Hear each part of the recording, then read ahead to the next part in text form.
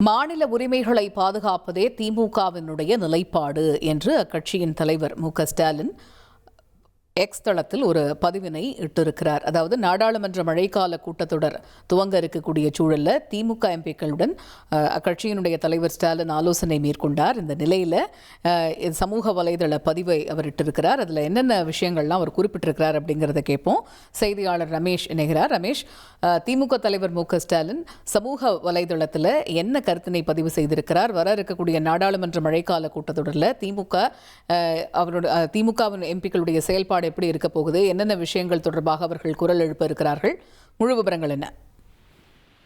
மாநில உரிமைகளையும் அரசியலமைப்பு சட்டத்தினையும் பாதுகாக்கக்கூடிய வகையில திமுகவின் செயல்பாடு இருக்கும் அப்படின்னு திமுக தலைவர் மு.க.ஸ்டாலின் தெரிவித்திருக்காரு. அதாவது வர்ற 20ஆம் தேதி நாடாளுமன்ற மழைக்கால கூட்டத்தொடர் தொடங்க இருக்கிறது. இதுல திமுக எம்பிக்கள் எவ்வாறு செயல்படணும் அப்படின்னு லண்டன்ல இருந்தபடி திமுக தலைவர் மு.க.ஸ்டாலின் எம்பிக்களோடு ஒரு ஆலோசனை கூட்டத்தை நடத்தியிருந்தாரு. இந்த கூட்டத்துக்கு பிறகுதான் இதுல சில முக்கிய முடிவுகள் எடுக்கப்பட்டிருக்கு.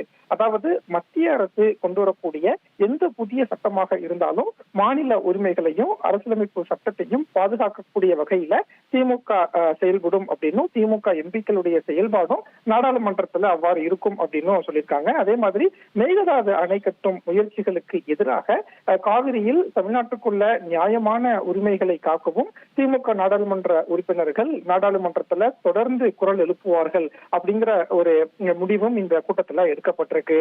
மேலும் மேகதாது அணை விவகாரத்துல தமிழ்நாடு விவசாயிகளின் உரிமைகளை நிலைநாட்டிட நடுவர் மன்றம் ஒன்றை அமைக்க வேண்டும் அப்படின்னும் திமுக எம்பிக்கள் கூட்டத்தில் தீர்மானம் நிறைவேற்றப்பட்டிருக்கிறது. தகவல்களுக்கு நன்றி ரமேஷ். இனி செல்லும் இடமெல்லாம் செய்தி. தந்தி டிவியின் வாட்ஸ்அப் சேனலை ஃபாலோ பண்ணினா செல்லருக்கும் இடமெல்லாம் செய்தி. இதோ QR கோட் இப்பவே ஸ்கேன் பண்ணுங்க, ஃபாலோ பண்ணுங்க.